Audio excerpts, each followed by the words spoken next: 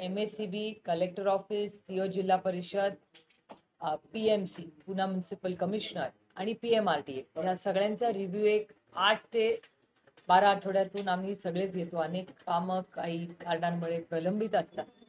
तर आज MSCBचा आढावा आम्ही घ्यायला आलो होतो आणि खूप चिंताजनक परिस्थिती MSCBची एका गोष्टीमुळे वाटते. कारण मुळशी, भोर आणि वेल्हा पुण्याचा काही भाग जो कोथरूडमध्ये येतो, म्हणजे जो खडकवासल्याचा भाग बारामती लोकसभा मतदारसंघ जो पूर्णपणे शहरी आहे. त्याचबरोबर पिरंगुट असेल किंवा त्या संपूर्ण भागात जिथे MIDCs आहेत, या सगळ्या भोर, वेल्हा, मुळशी, खडकवासला जिथे MIDCs आहेत आणि अनेक ठिकाणी घरही आहेत, त्या सगळ्या ठिकाणी वारंवार गेले 2-3 महिने सातत्याने वीज 4-4, 5-5 तास लोकांना मिळत नाहीये. इंडस्ट्रीला त्याचा मोठा प्रॉब्लेम येतोय. या सगळ्याच्या कंप्लेंट आधी आम्ही ट्विटरद्वारे, पत्राद्वारे माननीय मुख्यमंत्र्यांकडे डिपार्टमेंट आहे त्यांच्याकडे अनेक वेळा मांडल्या आणि त्याच्यानंतर इथे येऊन रिव्ह्यू घेतला. परत त्या वारंवार येत आहेत आणि विजेचे प्रश्न आज ज्या राज्यामध्ये राज्य सरकार आम्हाला सांगतं की आमचं सरप्लस स्टेट आहे, तर जर राज्य विजेत सरप्लस आहे तर मग आमच्या या कष्ट करणाऱ्यांना, मग प्रोफेशनल्स असू दे किंवा शेतकरी, याला लाईन किंवा मिळत नाही किंवा वीजही मिळत नाही, याचं कारण काय? मग याचं उत्तर द्यावं लागेल ना सरकारला. जे एकीकडे एवढ्या मोठ्या इन्व्हेस्टमेंट तुम्ही येणार म्हणताय आणि बेसिक इन्फ्रास्ट्रक्चर जर लोकांना मिळत नसतील तर इन्व्हेस्टमेंट कशी राज्यात येणार किंवा आहे ती राहणार कशी?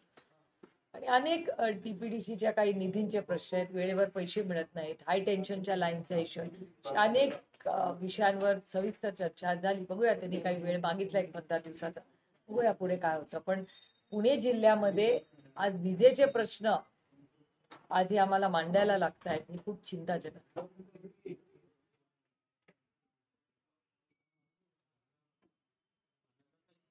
जो आहे यंदा देण्यात येणार नाही आहे. आर्थिक ताण हा राज्य सरकारवर समस्या निर्माण झाली. गेल्या वर्षी मोठ्या धडाक्यामध्ये जाहिरातबाजी करत भाषेबाजी केला होता, पण यंदाची दिवाळी तशी नसणार आहे.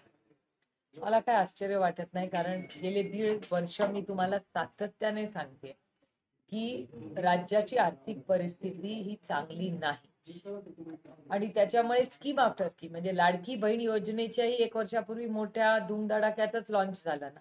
आता 25 लाख नावं कमी झाली आहेत पहिल्या टप्प्यात. आनंदाचा शिधा हा उपक्रम हा बंद करण्यात आलाय. माननीय भुजबळ साहेबांचं स्टेटमेंट आज तुमच्या चॅनलवर आलेले, जे माझ्या फोनवर आता आले. भुजबळ साहेब असं म्हणतायत की फायनान्स डिपार्टमेंट कडून क्लिअरन्स नाही आलाय. हे भुजबळ साहेबांचे शब्द आहेत, माझे नाही. त्याच्यामुळे ते माहिती काढावी लागेल की काय खरे म्हणजे काय परिस्थिती आहे राज्याची. मग आर्थिक कारणांमुळे नाही देत आहेत का, म्हणजे भुजबळ साहेबांचं स्टेटमेंट आहे त्याचा अर्थ आपण काय काढायचा हे खूप कॉम्प्लेक्स आहे. कारण का इतका महत्वाचा प्रोग्राम तर सरकार बंद करत असेल. लाडकी बहीण योजनेमध्ये रोज महिलांचे नाव कमी होत आहेत असं तुमची चॅनल्स म्हणतायत. मुलांना स्कॉलरशिपला पैसे वेळेवर मिळत नाहीत. मग दिवाळी तर सोडा, सरसकट कर्जमाफी करू असं काल तुमच्या चॅनलवर आम्ही ऐकलं, पण त्याचा रिपोर्टच महाराष्ट्र सरकारने केंद्राला पाठवला नाहीये. हे खूप चिंताजनक आहे. मग सरकार करतंय तरी काय? जे जर अमितभाई शाह म्हणतात आम्ही मदत करायला तयार आहोत, सरकारने रिपोर्ट पाठवावा, मग इतके दिवस सरकारने रिपोर्ट का नाही पाठवलेला केंद्र सरकारला? आणि जर तुमच्याकडे ह्या सगळ्या सोयी आहेत तर मग तुम्ही शेतकऱ्यांचेच पैसे कापणार, म्हणजे जो शेतकरी अडचणीत आहे त्याच शेतकऱ्यांकडून तुम्ही पैसे मागताय सीएम रिलीफ. त्याच्यामुळे काय नक्की राज्याची परिस्थिती आहे, जे 1.5 वर्ष सातत्याने मी बोलत आले, हे सगळं या सरकारच्या निर्णय कृतीमधून तुम्हाला दिसतंय. FRBM ऍक्ट मी किती वेळा तुमच्याशी बोलले. हा विषय फिस्कल मॅनेजमेंट पण महाराष्ट्र सरकारचं कम्प्लिटली कोलॅप्स झालं. आर्थिक परिस्थिती राज्याची प्रचंड अडचणीत आहे आणि फक्त राज्याची नाही. आज एक दुसरा रिपोर्ट आलाय, 2 रिपोर्ट्स अतिशय महत्वाचे आहेत. एक रिपोर्ट आलाय की वर्ल्ड बँकेचं स्टेटमेंट आलेलं आहे की या जगामध्ये सगळ्यात जास्त लोन घेणारा देश भारत आहे. हे मी म्हणत नाहीये, वर्ल्ड बँकचा रिपोर्ट आहे, माझ्याकडे ती नोट आलेली आहे. पहिलं. दुसरं, केंद्र सरकारचं फिस्कल मॅनेजमेंट, म्हणजे जसं महाराष्ट्राचं फिस्कल मॅनेजमेंट आहे तसं तिथलं केंद्र सरकारचं आहे. त्यांचं म्हणणं आहे की मागच्या जीएसटीचे रेकॉर्ड कलेक्शन झाले असले, हे सरकार म्हणत असलं तरी फिस्कल मॅनेजमेंटच्या नंबर्स मध्ये जे टॅक्सेस झालेले आहेत ते अपेक्षेपेक्षा कमी आहेत. ग्रोथ रेट कमी झाली आहे. हे सगळे मी म्हणत नाही, हे सगळं भारत सरकारच्या अथॉरिटीने सांगितलेली माहिती आहे. आणि सगळ्यात महत्वाची गोष्ट की जर एकीकडे सरकार म्हणते सगळं चांगलं चाललंय, डॉलरच्या विरोधात रुपी हा वीक का होतोय, रोज कमी कमी होत. म्हणजे एकीकडे वर्ल्ड बँकचं म्हणणं की सगळ्यात जास्त लोन आपण घेतलंय, दुसरीकडे टॅक्स कलेक्शन ची फिस्कल मॅनेजमेंट मध्ये ह्या क्वार्टरला कमतरता येईल अशी लोक शंका देत होत आहेत. ग्रोथ कमी झालेली आहे, हे सगळे नंबर्स भारत सरकारचे. त्याचबरोबर रुपी ची डॉलरच्या विरोधात किंमत कमी होते. म्हणजे आता किती आजचा एक्झॅक्ट माहिती नाही, पण रोज रोज रोज कमी होते. त्याचबरोबर टॅरिफचा एक खूप मोठा इश्यू हा आपल्या समोर आहे. जिओ पॉलिटिक्सचा इश्यू आहे. आपले सगळ्या नेबरहुड मध्ये म्हणजे आपल्या सगळे जे सखे शेजारी आहेत तिथे सगळीकडे अडचणी दिसत आहेत. त्याच्यामुळे मग हे जिओ पॉलिटिकल आहे, इकॉनॉमिकल आहे. ही परिस्थिती असताना राज्याची आर्थिक परिस्थिती, राज्यांनी घेतलेलं लोन, सगळं एवढं कॉम्प्लेक्स होऊन बसलंय.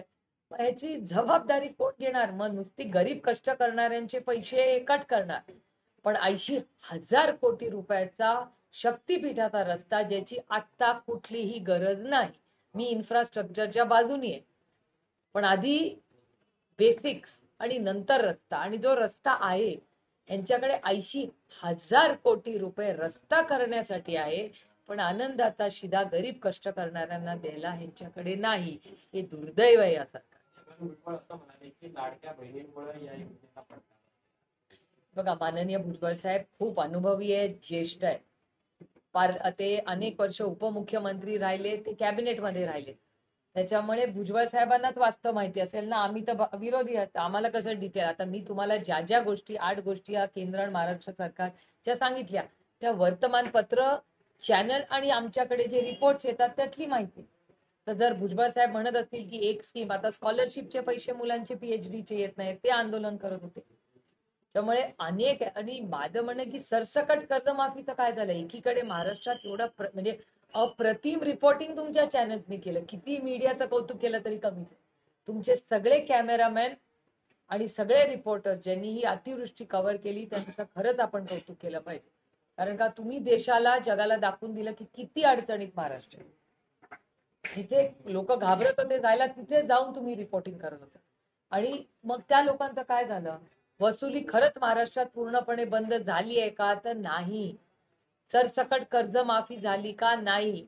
आणि काल अमित भाई स्वतःच म्हणाले की मला रिपोर्टच कोणी पाठवला नाही. का नाही पाठवलेला महाराष्ट्र सरकारने रिपोर्ट?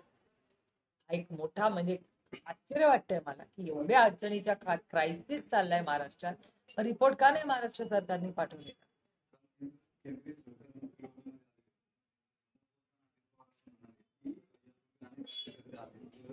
चाललाय महाराष्ट्रात, महाराष्ट्र सरकारने पाठवलेला.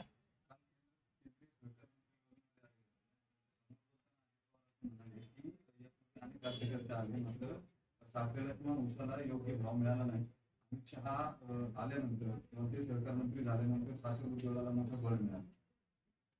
त्यांचा डेटा सांगत असेल, डेटा म्हणजे भारत सरकारचा डेटा वेगळा सांगतो, पण लोकशाही आहे, प्रत्येकाला बोलायचा अधिकार आहे. तुम्ही डेटा ड्रिव्हन माहिती काढा.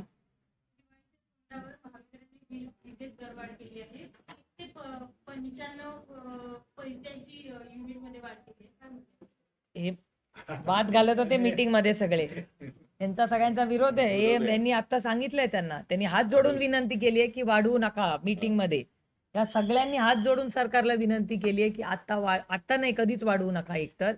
आणि वाढवली तर दुर्दैवाने म्हणजे खूप जड अंतःकरणाने म्हणले की आम्हाला आंदोलन केल्याशिवाय दुसरा मार्गच नाही. मागच्याच काळात 25% वाढ आठवतं?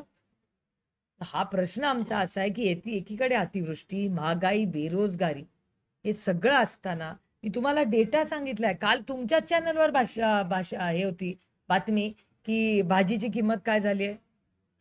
मग परवडण्यासारखं नाही राहिलेलं ना, हे दुर्दैव आहे.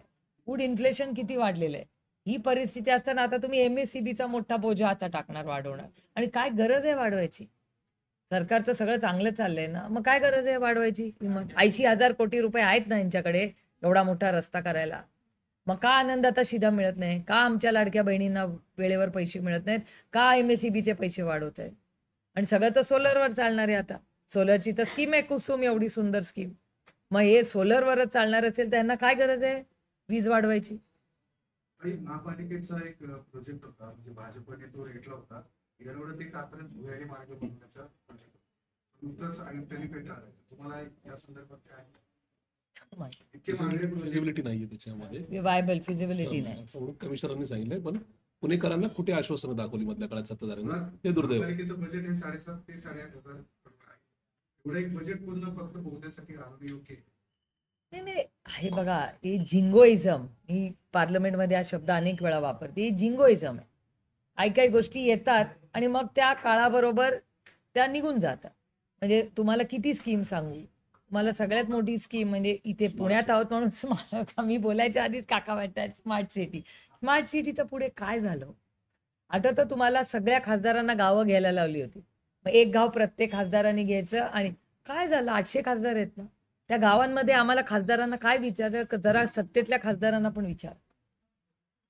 जे जिंगोइझम मध्ये भरडला जातो सर्वसामान्य माणूस ना, त्याच्या आयुष्यात कुठं मोठं. आता इतके वर्ष तुमच्याकडे तर किती 4 वर्ष पुण्यात इलेक्शनच झालेलं नाही, आधीची 5 वर्ष. मला सांगा ना की 10 मोठ्या गोष्टीच्या सरकारमध्ये आल्या की मोठी क्रांती झाली आहे 5 पुण्यामध्ये. हा, 5 पण नाही. 5 पण नाहीच.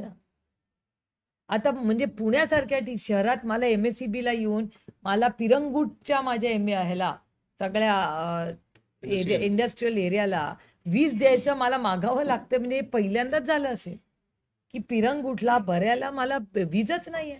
8-8 तास येते. तिथे केवढ्या मोठ्या फॅक्टरीज आहेत. गोदरेजची फॅक्टरी आहे, कोकोकोलाची फॅक्टरी आहे, बजाजची फॅक्टरी. सगळे नाराज आहेत. सगळ्यांची पत्र येतात, मला सारखे फोन येतात. किर्लोस्करांचं मोठं प्लांट आहे. नेशनवाईड सिरीज इश्यू झाल्या. 11 मुलांचा पॉयझन इंटेकमुळे मृत्यू झाला. आपल्या स्टेटमध्येही त्या कोल्ड ड्रिंक कप सिरपवरती बंदी घातली. पण या अशा पद्धतीची घटना किंवा ही दुर्लक्ष आहे, याच्याबाबत तुम्ही काय भूमिका मांडता? नाही, याची इन्क्वायरी झाली पाहिजे तातडीने. केंद्र सरकारच्या लेवलला झाली पाहिजे. आणि झिरो टॉलरन्स अशा गोष्टी होतातच कशा? एवढं मोठं FDA, एवढे नियम कायदे आपण लावलेत, मग या गोष्टी होतातच कशा? मंत्रालय काय करतंय ते? त्याचं उत्तर द्यावं लागेल केंद्र सरकारला.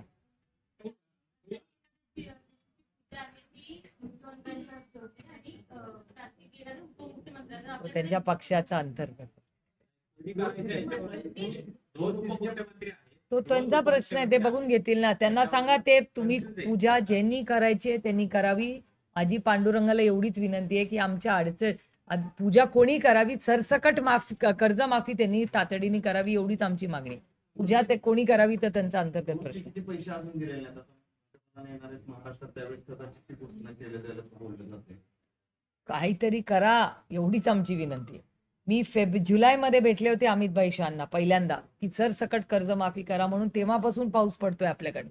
मी जुलैमध्ये भेटले अमितभाई शहांना आणि मी 10-15 दिवस झाले असतील मला देशाच्या कृषी मंत्र्यांना भेटून. आता 2 गोष्टी झाल्या. त्याच्यानंतर माझी भेट झाल्यानंतर माननीय मुख्यमंत्री 1 आठवड्यानी माननीय प्रधानमंत्र्यांना भेटून.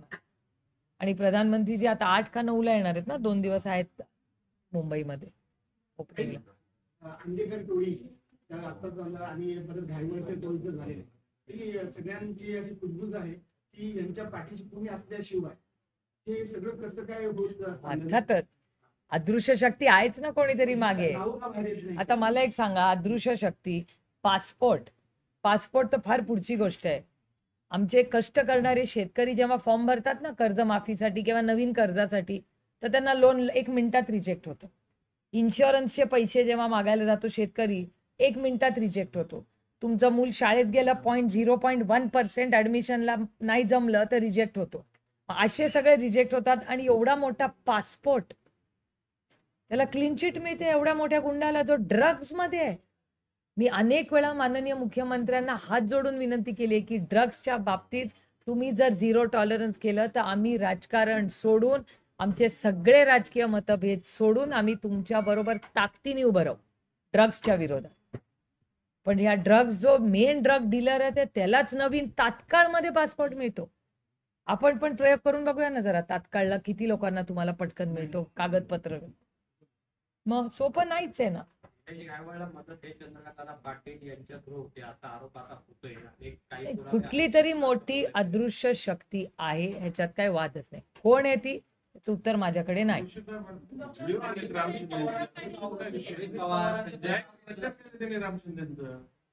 गौतमी पाटीलच्या वेळेस ऍक्सिडेंटच्या वेळेस चंद्रकांत पाटील बोलले, पण निलेश घाळवे एवढं सगळं करतायत, पासपोर्ट हे करतायत, पण चंद्रकांत पाटील बोलताना दिसत नाही असा आरोप.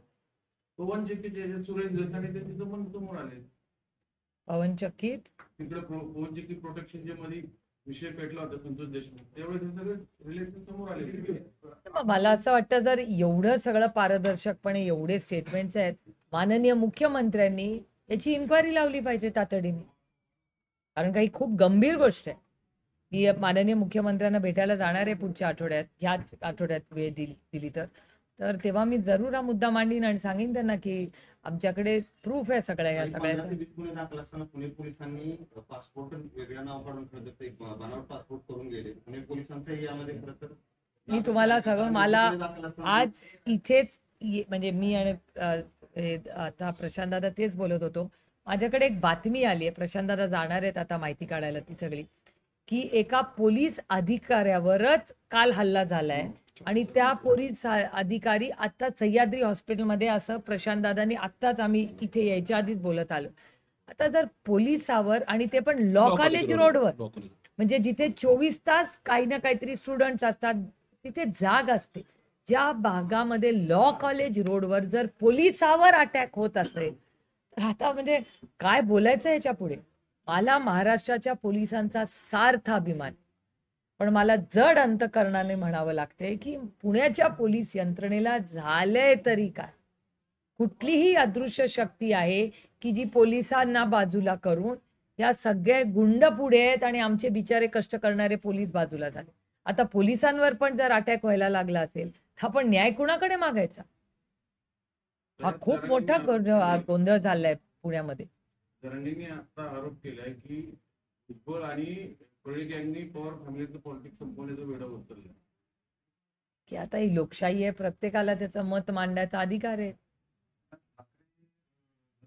40 मिनिटांची एक मीटिंग झाली, तुम्ही त्या बारशाला जाऊन आला, त्याच्यानंतर ते आले तिथं आणि परत नंतर राष्ट्राच्या नागरिकतेवरती गेले.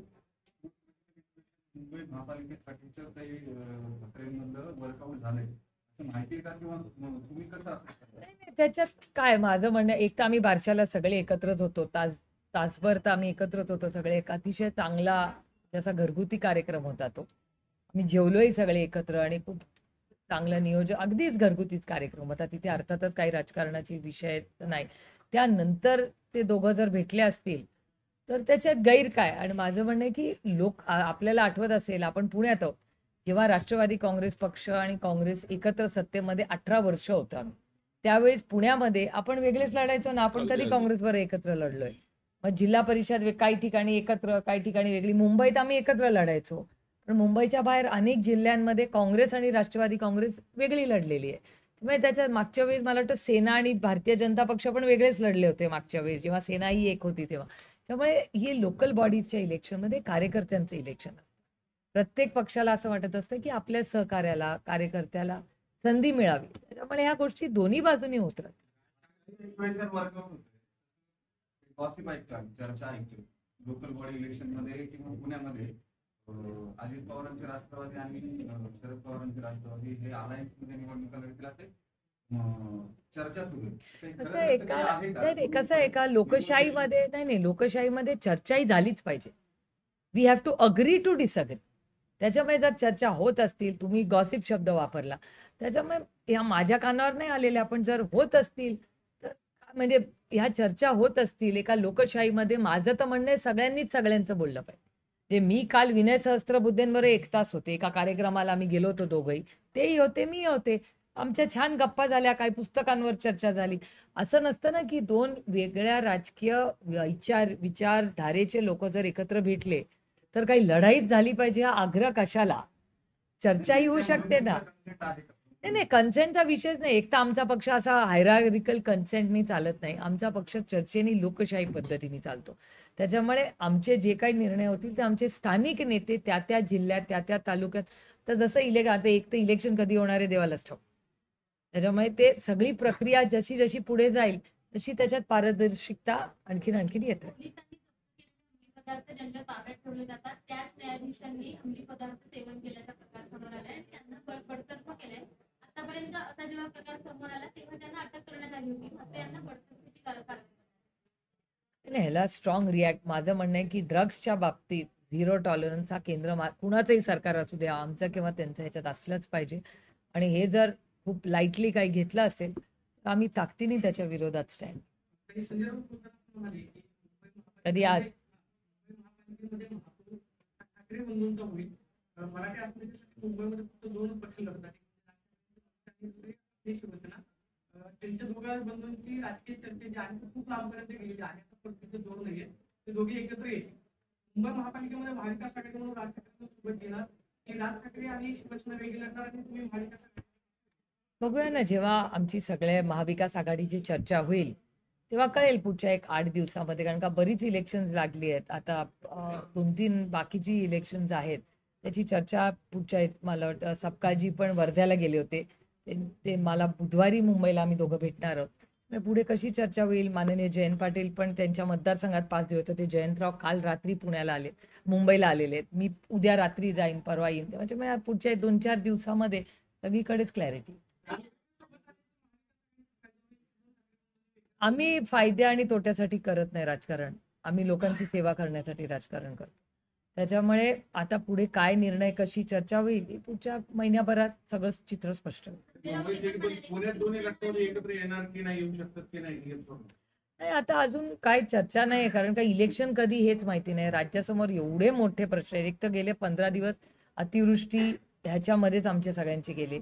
त्याच्यानंतर महाराष्ट्रात होणारी अतिवृष्टी, आमची कर्जमाफीची मागणी, इथे पुण्यात वाढलेला क्राईम, विजेचे प्रश्न, पुण्याची इतके मोठी आव्हानं पुण्यामध्ये आहेत. त्यामुळे सगळी सहकारी माझे हे सगळे या कामातच व्यस्त आहेत. त्याच्यामुळे एकदा इलेक्शनचं नक्की कधी काय होतंय त्याच्यानंतर काँग्रेसची चर्चा, शिवसेनेची चर्चा, हे तर सगळे करतच असतात. आता पुढे कळेल ना, चान्सेस आहेत का नाही आहेत हे सहकारी सगळे ठरवतील पुढे कसं. झालं का फायनल? नाही हे दौंडचं विचारताय. दौंड झालं फायनल? नाही मला नाही माहिती. कलेक्टर आज येतील ना रात्री. नाही पण फायनल झालंय का पीएमचा प्रोग्राम? कधी नक्की? मग येईल. मला जर आला तर निमंत्रण नक्की येईल. का नाही येणार? मी तर ऑलरेडी केलेली आहे. मी पीएमला पत्रही लिहिलेलं आहे. मी यांना भेटून पण आले ना, कृषी मंत्र्यांना. नाही आमची ऑलरेडी पाठपुरावा केंद्राकडे चाललाच आहे. सगळ्यांचाच चाललेला आहे केंद्राकडे. शिवराज सिंगजींना मी स्वतः भेटून आले. आदरणीय पवार साहेब स्वतः बोलले. अमित शहाना मी तर जुलै मध्ये पत्र केलं.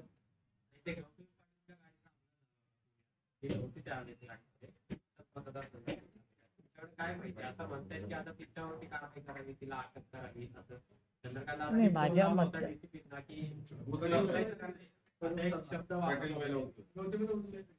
ह्याच्याबद्दल मी काल मुंबईत बोललेले आहे, ऑलरेडी बोललेले आहे. पण मी म्हणजे माझ्या मतदारसंघात ऍक्सिडेंट झाला म्हणून मी काही फोन करून काही वेगळी माहिती कुणाकडून घेतलेली नाहीये. माझ्याकडे जी माहिती आहे ती टेलिव्हिजन आणि आजच्या वर्तमानपत्रातली एवढीच सीमित आहे. कारण का साधारणपणे मी कधी माहिती घेते किंवा खूप काही वारंवार एखादे म्हणजे काकांना आठवत असेल, आम्ही खूप वेळा नवले ब्रिजमध्ये आम्ही अनेक वेळा गेलो. कारण का तिथे ब्लॅक स्पॉट्स होते, वारंवार ऍक्सिडेंट्स होत होते, लोक जात होते. तेव्हा आम्ही तिथे सगळ्यांनी ह्या सगळ्यांच्या आणि सगळ्याच पक्षाच्या लोकांना आम्ही एकत्र घेऊन गेलो. त्यावेळेस शिवसेना असेल, काँग्रेस असेल, सगळ्यांनाच घेऊ की आपण हे ब्लॅक स्पॉट्स काढूया.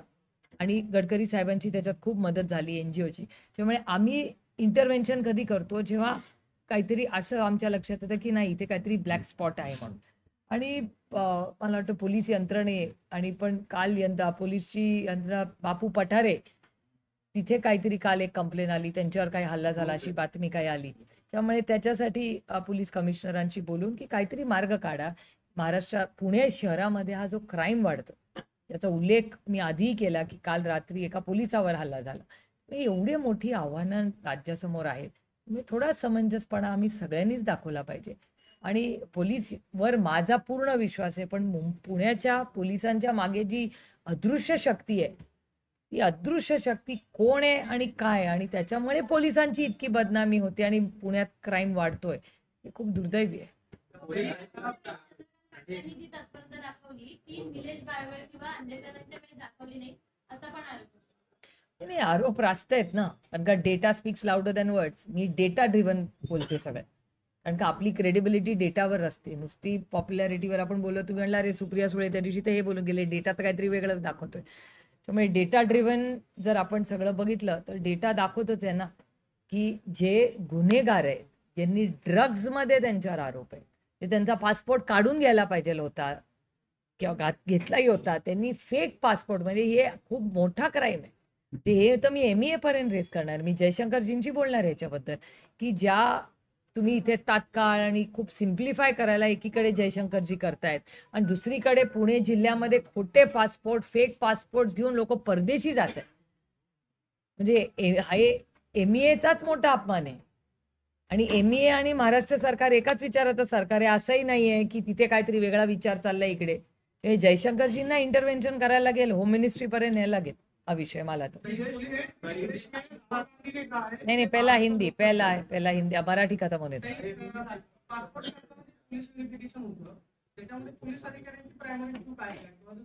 आता माहिती नाही ह्याचं उत्तर आपल्याला होम मिनिस्ट्री आणि MEA, ministry of external affairs, या दोघांनाही विचारावं लागेल. आणि मी या संदर्भात पत्र दोघांनाही लिहिणार आहे, महाराष्ट्राच्या आणि भारताच्या.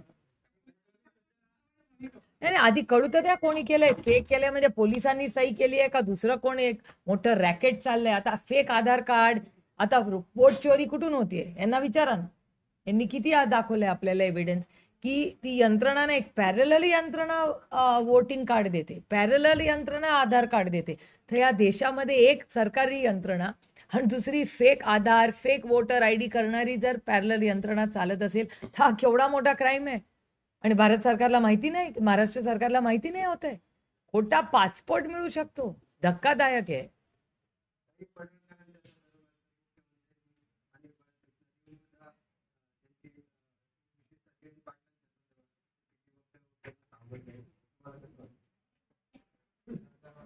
रामकृष्ण हरी.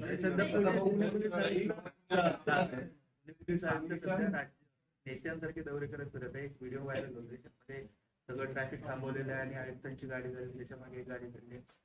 बऱ्याच वेळा व्हिडिओ पण कसं आहे, कदाचित या सगळ्यांनी माननीय प्रधानमंत्र्यांचं स्टेटमेंट ऐकलं नसेल. माननीय प्रधानमंत्री लाल दिव्याच्या कल्चरच्या विरोधात आहेत म्हणून त्यांनी लाल दिवे काढून घेतले, हे स्टेटमेंट आहे त्यांचं. त्यानंतर स्वतः ते म्हणतात की मी प्रधान सेवक आहे, प्रधानमंत्री नाही.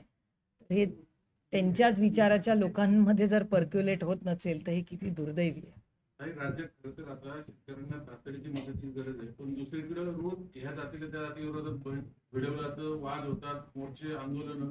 पुरोगामी महाराष्ट्राला हे पुरवणार आहे? ते उत्तर महाराष्ट्राच्या माननीय मुख्यमंत्र्यांनी द्यावं लागेल.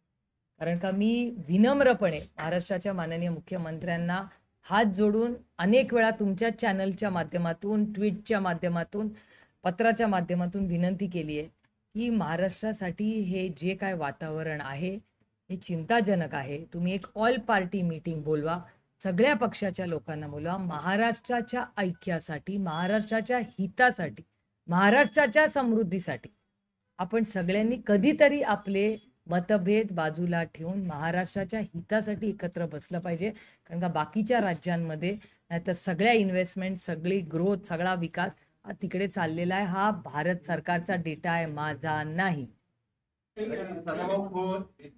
सदाभाऊ खोतांनी सरकारमधले आमदार त्यांनी सहकार मंत्र्यांवरती आरोप केला आहे. सांगली जिल्हा बँकेमध्ये जाणीवपूर्वक जागा वाढवण्यात आल्या भरतीचा आणि एका जागेसाठी 30 लाख रुपयांचा रेट काढला प्रत्येक कॅन्डिडेटला. हे सहकार मंत्री भरतीसाठी घेत आहेत. सरकारमधल्याच आमदारांनी सहकार मंत्र्यांवरती गंभीर आरोप केला. अतिशय गंभीर आरोप आहे आणि तुम्ही जर आता मला सांगितलंय तर जरूर माननीय मुख्यमंत्र्यांना हा प्रश्न विचारावा लागेल की माननीय मुख्यमंत्री येतातच पुण्याला अनेक वेळा, त्याच्यामुळे आठवड्याला येतात तेव्हा आपणही विचारा. पण मीही हा आरोप अतिशय गंभीर आहे, तर मी जरूर तातडीने याच्यात लक्ष घालून माननीय मुख्यमंत्र्यांना पत्र आजच लिहिण्याच्या. सरकारी सर्टिफिकेट आलेले आहे त्याच्यामध्ये आपल्याला पारदर्शकतेच्या दृष्टीने व्हिडिओ शूटिंग हे फार महत्वाचं आहे. नागरिकांना सुद्धा अधिकार आहे. दुसरा आहे सीसीटीव्ही. तर गंमत अशी आहे की ह्याच्या दोन्हीवर कुठल्याही प्रकारचं जीआरच सरकारने काढलेलं नाही महाराष्ट्र. त्याच्या मागे लागून आहे त्याच्या बाबतीत आपण काय मदत होईल आणि काय जरूर तुम्हाला जी मदत लागेल ती देऊ आम्ही, काहीच अडचण नाही. रेवणकरांचं जावयाचं रिपोर्ट निगेटिव्ह आलेला आहे. काही आरोप होते खडसेंचे अडकवलं जातं. हे मी पहिल्या दिवसापासून म्हणते की जो काही सरकार करावं, एकतर राजकारण हे दुर्दैव आहे. हे खूप जड अंतःकरणातून म्हणते की दुर्दैव आहे की गेल्या काही दिवसात ज्या पद्धतीने आरोप प्रत्यारोप केले जात आहेत, राजकारण इतकं खालच्या पातळीवर किंवा गलिच्छ झालेलं आहे की लोक कुटुंब आणि अशा गोष्टी बोलत राहतात. हे दुर्दैव आहे. आणि म्हणजे माझं तर वैयक्तिक मत असं आहे की कुठल्याच पक्षाचे, म्हणजे हे फक्त आमच्या नाही, सगळ्याच पक्षातल्या जे लोक त्यांच्या कुटुंबाबद्दल कुणाचंही असेल, आम्ही कधीच कुटुंबावर आरोप केले नाहीत आणि करणारही नाही. आम्ही ठरवलेलं आहे आमची लक्ष्मण रेखा काय. त्यामुळे जे सत्तेमध्ये आहेत त्यांनीही सूडबुद्धीने वागू नये अशीच माफक अपेक्षा. आणि हे एकीकडे छत्रपतींचा महाराष्ट्र, शाहू फुले आंबेडकरांचा महाराष्ट्र हे म्हणतात, त्यांच्या कृतीमध्ये आणि त्यांच्या भाषणांमध्ये खूप अंतर आहे आपल्याला दिसतं. तुमच्याकडे एक अजब मागणी केली सिरियलसाठी, काय नेमकं संभाषण झालं? त्या असं म्हणत होत्या की त्यांची अपेक्षा होती की त्यांच्याकडे केबल टीव्ही आहे, तर त्यांची इच्छा होती की एक एपिसोड जेव्हा येतो तेव्हा केबल टीव्हीनी जाहिराती कमी आणि एपिसोडची वेळ वाढवावी. ते त्यांचं म्हणणं आहे की ते म्हणजे खूपच गोड मागणी होती ती. तर त्या म्हणले मला कळत नाही मी कुणाकडे वळून तुम्ही दिसला, तुम्ही जर ह्याच्यात लक्ष घाला. तर मी पण विचार करते बघायपासून की आता जाहिरातीची वेळ कमी आणि सिरियलच्या त्या ह्याचे युनिट कसं, आता तुम्ही पण तुमच्या चॅनलच्या सगळ्यांचे आहेत तुमचे सिरियल सगळ्यांचे, तुम्ही तुमच्या डिरेक्टर्सला विचारा की तुमची वेळ वाढवू शकता का आणि जाहिराती कमी करून जास्त टीव्ही सिरियल चालेल याच्यासाठी करूया. Quite sweet. हाँ चलो अभी किसकी सुप्रीम कोर्ट ने सेंट्रल को नोटिस किया है जो आंदोलन शुरू था के ब्याह पर कार्रवाई क्यों करी गई? सोनल वांचुक जी की मिसेज दिल्ली में है. मैंने आज सुबह भी देखा. कपिल सिब्बल जी उनकी तरफ से वकील नामा लेके खड़े हुए हैं. मेरे ख्याल से किसी ने भी आंदोलन किया, इंक्वायरी कर लीजिए, कोई दिक्कत नहीं. पर जो भी निर्णय हो वो संविधान के चौखट में ही होना चाहिए. ये देश भारत रत्न डॉक्टर बाबा साहेब अम्बेडकर के संविधान से चलेगा, किसी की मन मर्जी से नहीं चलेगा.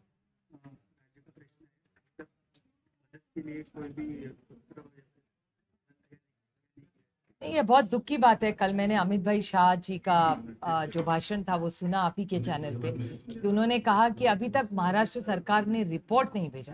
मुझे आश्चर्य लग रहा है कि महाराष्ट्र की सरकार ने रिपोर्ट कैसे नहीं भेजी. माननीय राज्य के मुख्यमंत्री प्रधानमंत्री जी को मिलने गए थे, कुछ कागज की चर्चा भी हुई ऐसे माननीय मुख्यमंत्री जी ने कहा है. तो फिर उस मीटिंग में क्या हुआ, इसका जवाब माननीय मुख्यमंत्री जी को देना पड़ेगा. इसकी पूरी इंक्वायरी होनी चाहिए देश भर में, और जो मंत्रालय है जिसने निर्णय लिया है और डिस्ट्रीब्यूशन किया है उसको तो मतलब इमीडिएटली अरेस्ट होनी चाहिए और एक्शन लेना चाहिए.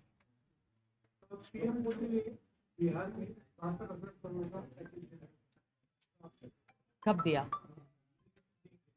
देंगे. ये तो आपको पता है कि हर इलेक्शन में बड़े सारे पैकेजेस के अनाउंसमेंट. महाराष्ट्र में आप देखें, महाराष्ट्र में क्या बोला था कि सर सकट कर्ज माफी करेंगे, तो कहा था ना कि ऋण माफ करेंगे. हाँ ऋण माफ. Okay, thank you.